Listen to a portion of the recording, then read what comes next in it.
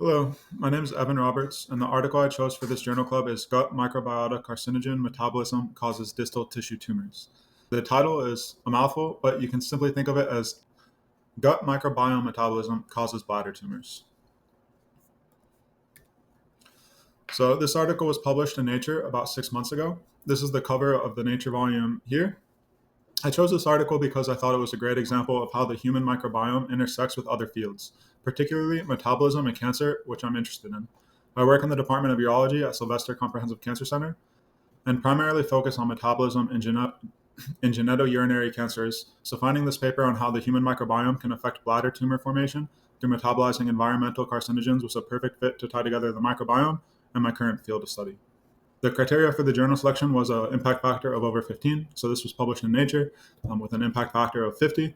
And the microbial niche is the human microbiome. So the scientific question of this article, as the title would suggest, is they sought to determine whether the gut microbiota contributes to the development of tumors through the metabolism of environmental carcinogens, specifically nitrosamines. Despite recent medical advances, cancer remains the second leading cause of death in the United States, with over 500,000 Americans dying from cancer each year. Thus, there remains an urgent need to better understand the mechanisms behind tumor development and progression. It's known that certain compounds, deemed carcinogens, can lead to an increased risk of cancer through DNA damage. Over the last few decades, we've identified many chemical carcinogens that are a part of our daily lives. However, the mechanism into how many of these lead to the development of tumors is still unclear. This study explores how exposure to one of these common carcinogens, nitrosamines, leads to harmful metabolic byproducts in the body, produced in part by the human microbiome. Better understanding this process opens potential avenues in cancer biomarkers and predisposition, prevention, and therapy through the targeting of the human microbiome. Before getting into the paper, I'll first provide a brief background on nitrosamines, their roles as a carcinogen, and the nitrosamines used in this study specifically, BBN and BCPN. So what are nitrosamines? The chemical structure denoting a nitrosamine is R2N and So what are nitrosamines? The chemical structure of nitrosamines is a nitrogen connected to a nitro group, which is a nitrogen double bonded to an oxygen, and two side chains denoted with R, here as R1 and R2, which are usually alkyl groups. Nitrosamines aren't commonly found or added to foods or consumer products directly. Rather, they're formed from the metabolism of other commonly found compounds such as nitrates and nitrites. The chemical reaction resulting in nitrosamine formation usually requires an extreme environment and is enhanced through high temperatures, such as when burning tobacco, resulting in nitrosamine formation in cigarette smoke, or extremely acidic environments like your stomach, where they're formed when digesting foods heavy in nitrates and nitrites like red meat. Especially highly processed red meats like salami and bacon, where nitrites and nitrates are added as preservative. Nitrosamines are considered a harmful class of compounds, but there has been a large amount of debate whether all nitrosamines are carcinogenic, for reasons we'll get into briefly, and can be further explored in this review linked here. So nitrosamines are considered carcinogens, but what is a carcinogen? So carcinogenic substances, also known as carcinogens, are agents that have the potential to cause cancer. Carcinogens damage DNA, which, if unrepaired, leads to mutations, and under the right circumstances, these mutations can lead to tumor formation or cancer. Many nitrosamines are not directly carcinogenic themselves, which is a large part of what has led to the debate in the field if they are all harmful or not. However, the majority of them, even if not carcinogenic themselves, have been shown to be metabolized into downstream carcinogenic compounds, primarily as alkylating agents, which cause DNA damage. DNA alkylation is the process in which electrophilic substances attack the negative center of DNA, adding carbon-containing groups or alkyl groups to the DNA. I've included images taken from the department's molecular biology course here as a review of how alkylating agents can lead to mutations and potentially cancer. Alkylating agents attack electron-rich centers in DNA, primarily the centers shown in red, or alternatively, potentially the centers shown in blue as well.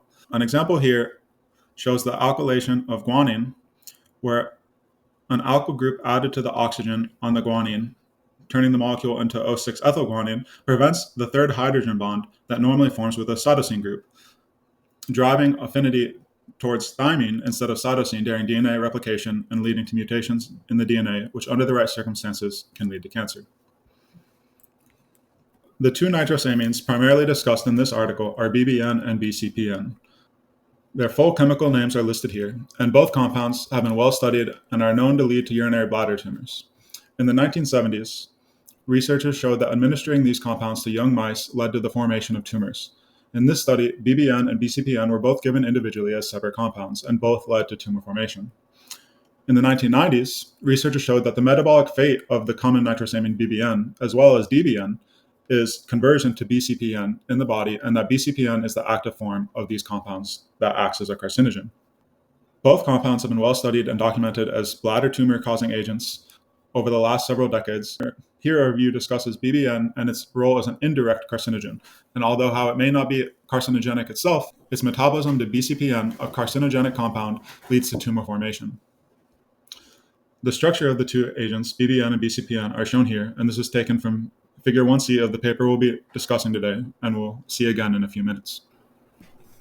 So as previously mentioned, despite major advancements over the last few decades, cancer remains one of the United States' leading problems, being the second leading cause of death, just behind heart disease, with over 600,000 deaths each year and over 2 million newly diagnosed cases each year, making it incredibly important for us to continue to find new avenues for treatment and prevention. Better understanding how non-harmful compounds like nitrates or nitrates are converted to nitrosamines, or how inert nitrosamines like BBN are converted to active carcinogens like BCPN, would allow us to potentially target this mechanism to prevent predisposition to cancer through environmental carcinogens.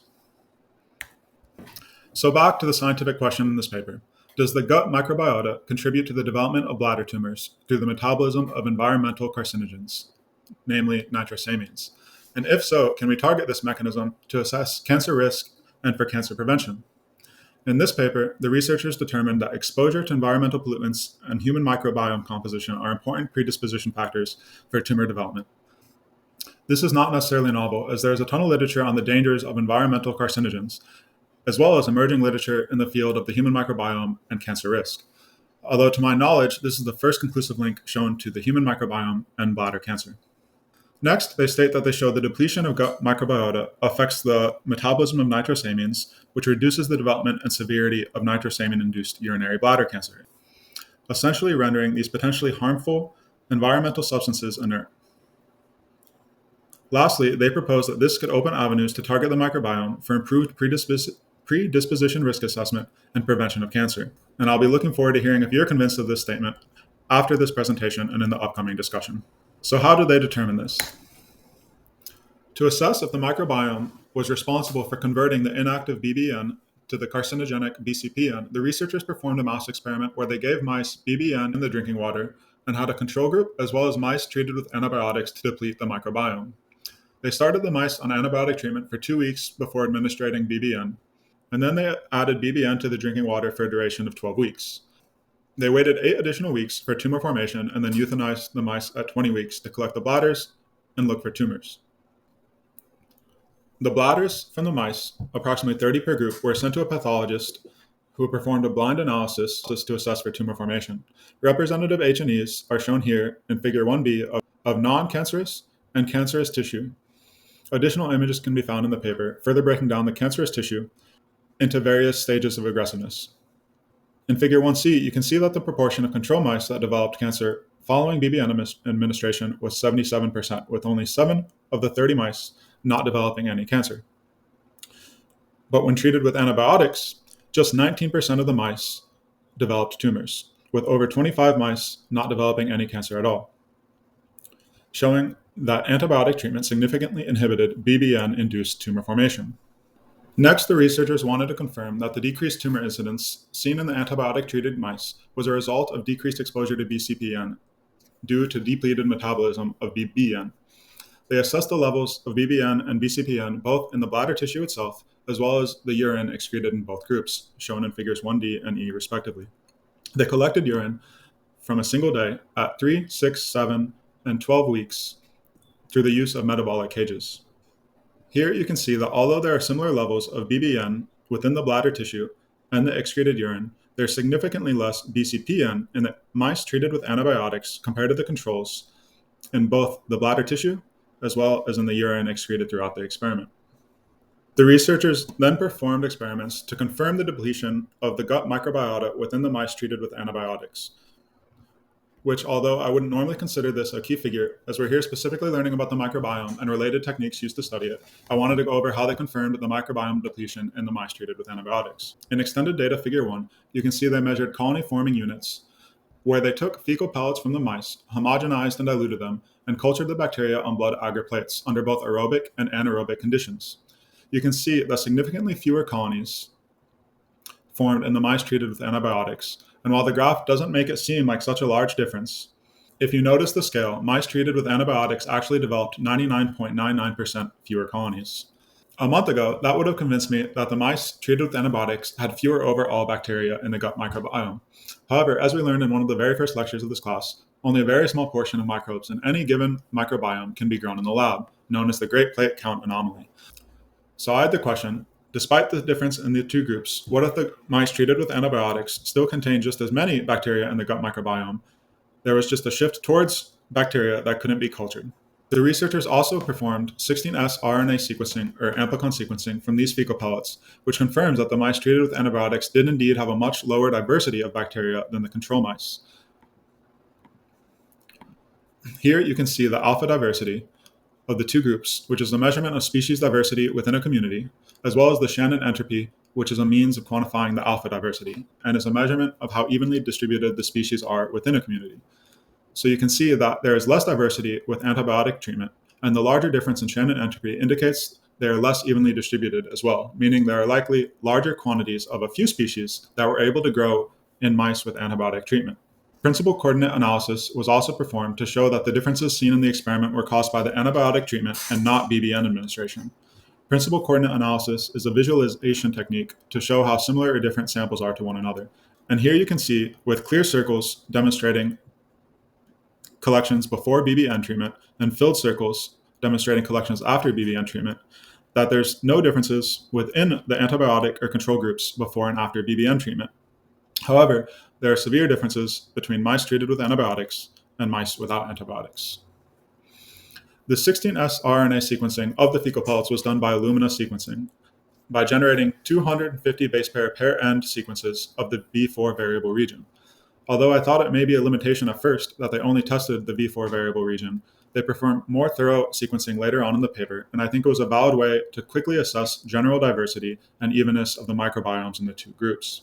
Based on what we've learned early on in the course, I believe this was the most ideal sequencing techniques used for the problem at hand. So with antibiotic treatment, the researchers have shown that there's a change in the gut microbiome and a change in BCPN-induced tumor formation. But are they related? To answer this question, researchers next looked to determine if BCPN was being produced in the intestines of the control mice and the mice treated with antibiotics. In addition to the intestines, the researchers quantified BCPN levels across multiple body compartments after 3 and 7 weeks of BBN exposure. And in Figure 2a, you can see that there are no differences in BCPN levels across various tissues, namely the liver, kidney, or plasma. In Figure 2b, you can see elevated BCPN levels in the intestines of the control mice, but not the mice treated with antibiotics, shown in red. The figure is broken down by individual sections of the intestines, which were grossed at necropsy to measure the levels of BCPN in different regions by LCMS. Here you can see that BCPN is found in the large intestine, but not the small intestine, with the largest levels in the cecum and reducing through the rectum, which researchers attributed to reabsorption by the intestines. In Figure 2c, you can see BBN levels were not detected in either group, which is unexpected, especially in the mice treated with antibiotics if BBN was unable to be converted to BCPN. To confirm this, they checked for glucocoordinated BBN and saw these levels were indeed elevated in the antibiotic treatment mice and absent in the control. Briefly, glucocoordination is a metabolic process primarily occurring in the liver that adds glucuronic acid to a substrate to create a glucuronide. This reaction is a major way the body eliminates and detoxifies drugs and environmental chemicals. Glucuronidation is commonly looked at in this type of situation, and since this changes the mass-charge ratio of the compounds, it has to be assessed separately when performing LCMS. Additional experiments I will not be showing the data for, but you can find in extended data Figure 2, and the supplemental data show that the gut microbiome not only converts BBN to BCPN, but converts glucocoordinated BBN to BBN through glucocoordination, and further to BCPN, essentially counteracting your body's natural ability to detoxify these substances. Although the BBN levels in figure 2C look non-existent, in figure 2E and F, they show that although the levels are incredibly low, there actually is elevated BBN in the large intestines of antibiotic-treated mice following BBN administration, but not the control mice. So here you can see that they're looking at nanomolar instead of micromolar levels. And with antibiotic treatment, you have BBN after treatment, but not in the control mice. Here they show that you have BCPN being produced in the intestines of the control mice in the large intestine, but not the antibiotic mice, where you maintain BBN and have no BCPN.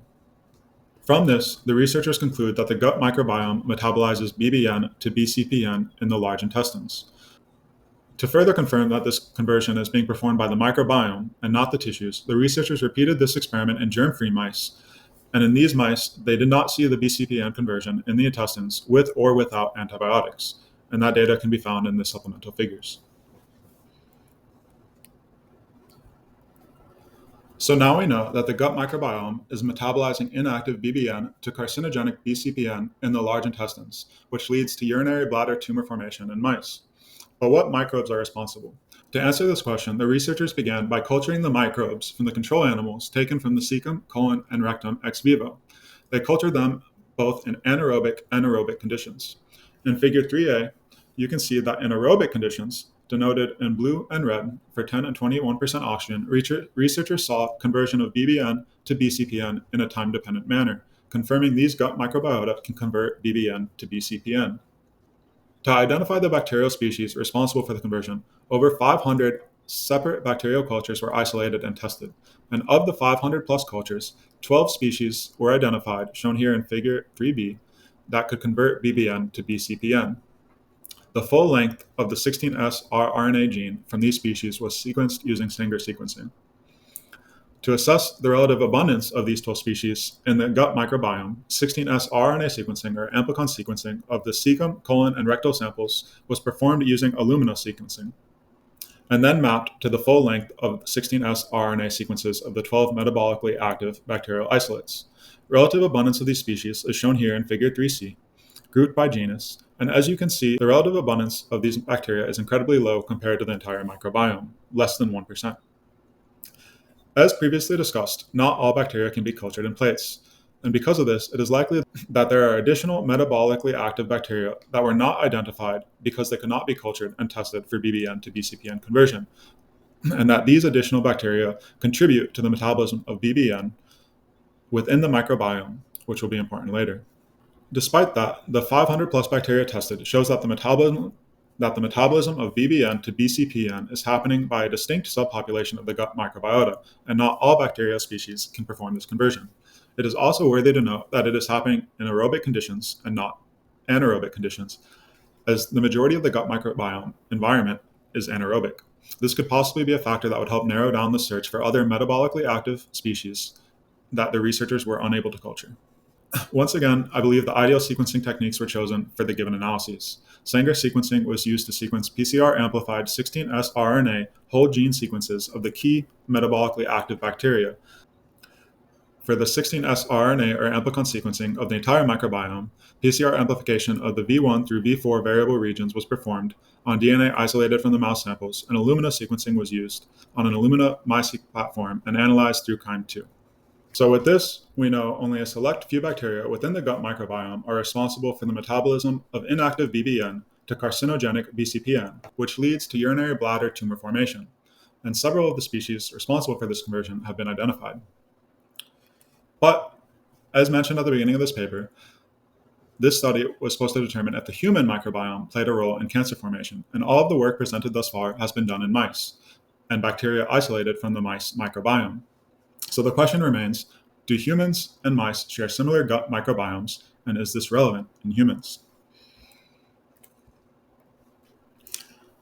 The researchers asked this question, and as it turns out, only 10.6% of the exact taxonomy overlap between the human and mouse gut microbiome samples, and only one of the 12 metabolically active bacterial species isolated from mice was found in the human samples.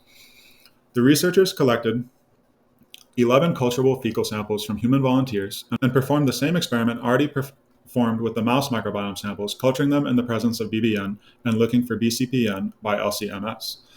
As you can see here in Figure 4a, these samples showed varying levels of metabolic activity, with only 6 of the 10 shown here producing any BCPN at all. Although the metabolically active species identified in the mice were not seen in the human samples, these experiments show that the human microbiome likewise has distinct metabolically active species that are able to convert BBN to BCPN, and that this activity clearly differs between individuals. To confirm that the bacterial cultures were able to perform this conversion within the gut microbiome, the previous mouse experiment was repeated using germ-free mice and stool transplants from participant G11, which showed conversion of BBN to BCPN. Here in Figure 1b, you can see that the control mice who received the stool sample from patient G11 converted BBN to BCPN within the large intestine, while the mice treated with antibiotics did not. Also, remember that they previously tested germ-free mice as a control in the supplemental data without introducing microbiota and did not see any conversion. Together, this confirms that although different species may be responsible, certain microbiomes found within the human gut microbiome are also capable of performing this reaction within the gut microbiome environment and the large intestine. Next, the researchers sought to identify the bacterial species responsible for this conversion in the human samples the same way they did in the mouse studies, and cultured 430 isolates to assess them for metabolic activity. Of these 430 species they were able to culture, 25 unique BBN converting species were found, belonging to 18 different genuses, and listed here in Figure 4c. To assess the relative abundance of these species in the entirety of the gut microbiome, 16S RNA sequencing of the fecal samples were performed using Illumina sequencing as previously described, and then mapped to the full-length 16S RNA sequences of the metabolically active bacterial isolates, which was done by Sanger sequencing as previously described. Unfortunately, the relative abundance of these species did not correlate to total BBN metabolism seen in the patient samples, which they provided in the supplemental data, meaning that the relative abundance of BBN converting species did not correlate to the total amount of BCPN conversion seen in culture from these patients, which, as pointed out in the mouse experiment, may be due to the fact that we are missing additionally metabolically active species that were unable to be cultured ex vivo. Further, several of the metabolically active species were found in each of the patient samples, shown in Figure 4d, even though 4 of the 10 patients showed no conversion of BBN to BCPN in the ex vivo cultures. Because of this, the researchers wanted to investigate if there were strain-level differences between these species. Because Escherichia isolates showed activity and were able to be isolated from both the mouse and each of the human patients, they wanted to see how activity was conserved across different strains of this bacterial genus. They tested 95 diverse strains of E. coli for their capacity to produce BCPN from BBN, and they found that the ability to metabolize BBN was conserved across all strains, although with varying degrees of activity, shown here in Figure 4e, with the dark red squares representing the highest conversion and lower levels of conversion as the shade of the square lightens. These strain-level differences potentially explain the results seen here in Figure 4d, where patients who showed no metabolic activity for BBN conversion ex vivo still contained active bacterial species within their microbiome.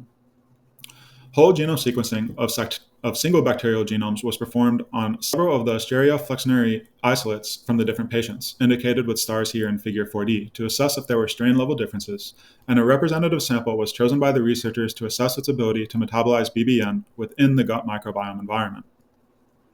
The whole genome sequencing of these 7 single bacterial genomes was performed by Illumina MiSeq sequencing, and although there may be newer techniques that are as well or better suited for this work, such as the Oxford nanopore, Illumina sequencing is still a suitable technique for this work, and although it may have resulted in higher error rate when assembling the genome due to the shorter read lengths compared to the Oxford nanopore, having a 100% accurate genome was not the goal of this experiment, and a draft genome was sufficient in differentiating if these isolates were unique strains. To assess the strain's ability to metabolize BBN within the gut microbiome environment,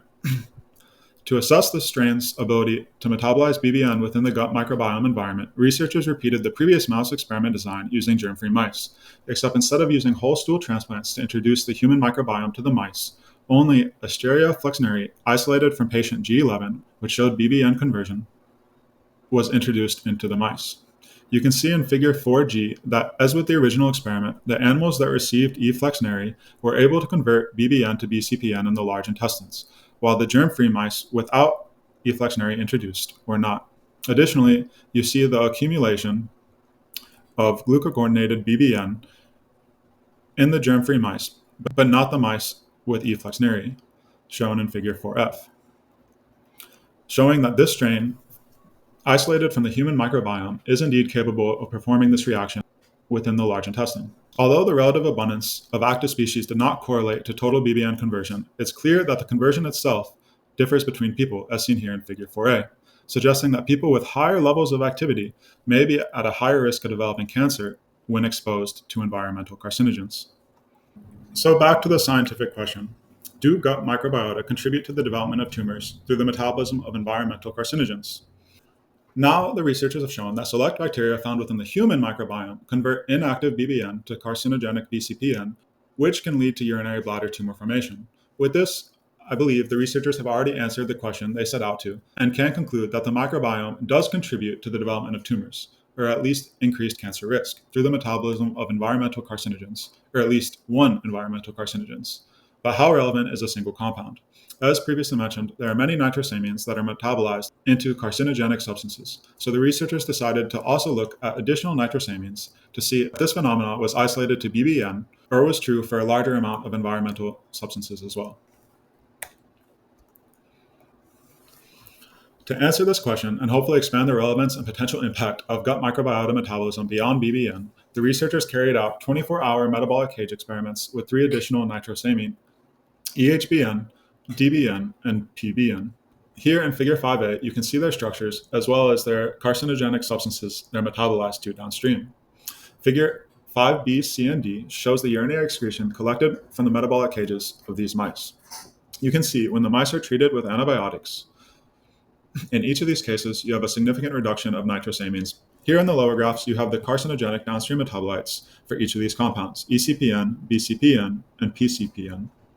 Although the p-value is borderline 0.056 and 0.091 in some of these cases due to the high variability, the data looks promising if repeated with a higher sample number and is supported by additional data presented in the paper. In the case of EHBN, they conducted the full mouse experiment again, euthanizing the mice at 20 weeks to assess the bladders for tumor formation.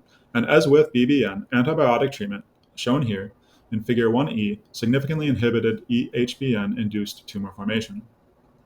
In figure 1F, you see the production of ECPN from EHBN in the large intestines of the control mice, but not the mice treated with antibiotics, as in the previous experiments performed with BBN. And in figure 5H, you can see the accumulation of EHBN in the mice treated with antibiotics and the conversion to ECPN in the control mice, as with the previous experiments. And again, in figure 5G, they also show the accumulation of the glucocoordinated EHBN in the large intestines of the antibiotic-treated mice, but not the control mice, showing that this compound can also be deglucocoordinated and metabolized to ECPN. Although they did not go back into the exhaustive experiments to conclusively demonstrate that each of these nitrosamines were indeed converted by the bacteria within the microbiome, as they did with BBN, they felt comfortable concluding with this, that yes, not only does the microbiome metabolize inactive BBN into carcinogenic BCPN, but it does the same for other nitrosamines as well. And that concludes the results section and brings us back to our bluff. So first, environmental pollutants are known to contribute to tumor development. But is human microbiome composition an important predisposition factor for tumor development? I would say that although to what extent the microbiome plays a role is still unclear, the researchers clearly showed that there are differences between individuals in the gut microbiome's ability to convert environmental pollutants into carcinogenic substances, and therefore differences in cancer risk. This is figure 4A again, demonstrating the varying levels of BBN metabolism seen in 11 different patients. Second, the researchers concluded that the depletion of gut microbiota affects nitrosamine metabolism, which inhibits the development of nitrosamine-induced tumor formation. This, the researchers conclusively demonstrated, with figures 1C and 5E shown again, demonstrating that the depletion of the gut microbiota reduces nitrosamine-induced tumor formation in the case of multiple nitrosamines, primarily BBN and EHBN. And lastly, does this open avenues to target the microbiome for improved predisposition risk assessment and prevention of cancer? I think the short answer is not yet, but this study is the first of what will be many to come that is taking us in that direction. This study clearly demonstrates that the differences in gut microbiota between individuals leads to differences in the metabolism of environmental compounds, and in theory, cancer risk. But without being able to correlate the relative abundance of metabolically active bacteria to nitrosamine metabolism, we still have a long way to go in deciphering the complexities of the gut microbiota and determining how we would go about targeting the microbiome to assess predisposition risk or for cancer prevention. So, in conclusion, the researchers demonstrated that microbial biotransformation of environmental carcinogens is a contributing factor for cancer development. The question just remains, how impactful is it? The researchers also showed pronounced differences in the capacity of individuals' microbiota to metabolize nitrosamines, suggesting there exists interpersonal differences in our microbiomes that contribute to chemical-induced tumor development. The paper clearly demonstrates differences between individuals' microbiota and their capacity to metabolize nitrosamines. But as it stands now, not enough is known to be able to target the microbiome to affect cancer predisposition or cancer prevention. So these are some of the questions I had when going through the article. First, one of the major biological confounders for the study I thought went unaddressed were microbiota outside of the gut microbiome. Although my first thought reading the paper was, why aren't they addressing the oral microbiome when the chemical is being provided in the drinking water? The experiments they did showed the conversion happening downstream of that in the large intestine. So I understand not addressing it as a confounding factor. But what about the genitourinary microbiome? This is where the tumors are actually developing in the bladder, and it's known to have its own unique microbiome separate from the gut microbiome that could be contributing to the metabolism of nitrosamines. I provided a link here to a review of the genitourinary microbiome and cancer, and it would have been nice to see this addressed by the authors. Second, is this experimental design translationally relevant? As previously discussed, the translatability of mouse microbiome models to study the human microbiome has its own challenges, with very little overlap between species in the two organisms. But there were other aspects of the experimental design that affect how translationally relevant this may have been as well. The mice were given 0.5 mg per mil BBN in their drinking water for 12 weeks. The average mouse drinks 5 milliliters of water per day, meaning each mouse received over 200 milligrams of BBN throughout the experiment, which is what led to tumor development. This is 8,400 mg per kg, and to achieve the equivalent human dose of nitrosamines, the average human would have to smoke over 2 billion cigarettes, which contain about 0.2 micrograms of nitrosamines each, or eat over 1 million steaks, which contain about 4 micrograms of nitrosamines per 8-ounce steak. Although it's true that if your gut microbiota has greater metabolic activity for these nitrosamines, you would have an increased risk for cancer when exposed to nitrosamines, is it enough of a difference that would make people want to change their lifestyle? If we were able to identify each of the metabolically active species, and your doctor told you that you have 100 times higher nitrosamine metabolism than the average person, would this cause you to stop eating red meat or smoking cigarettes if you smoked? Which brings us to number 3. Even if we wanted to do something about it, what else is needed to get to the point where we can? I think the mechanism of metabolism needs to be identified to be able to identify the other species within the microbiome that have metabolic activity for nitrosamines. And to do that, these would likely need to be sequenced. This would likely be an incredibly expensive and extensive experiment, depending on what kind of sequencing needed to be done for the entirety of the microbiome to be conclusive. How would you go about answering this question, and would it be worth pursuing based on this paper alone, or would you like to see other experiments first?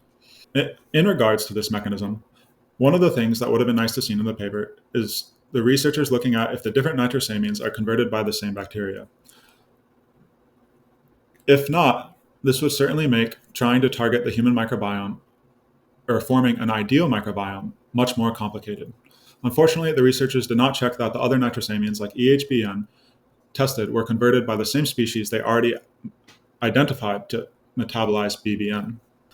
And lastly, although the microbiome clearly played a large role in nitrosamine-induced tumor formation in these experiments, it does not necessarily mean it plays a large role at lower exposures to environmental carcinogens. Although the researchers did rule out conversion of BBN in several other organs, the gut microbiome isn't necessarily the only place nitrosamines are being metabolized. In this experiment, the mice ingested supraphysiological levels of nitrosamines that you would normally never be exposed to. At 100 times lower levels, could the entirety of BBN you're exposed to already be converted to BCPN by other microbiota or tissues outside of the gut microbiome, making the excess activity of the gut microbiome irrelevant in normal circumstances? I think all of these questions are important, and I look forward to our upcoming discussion and hearing what questions you have regarding the study. Thank you.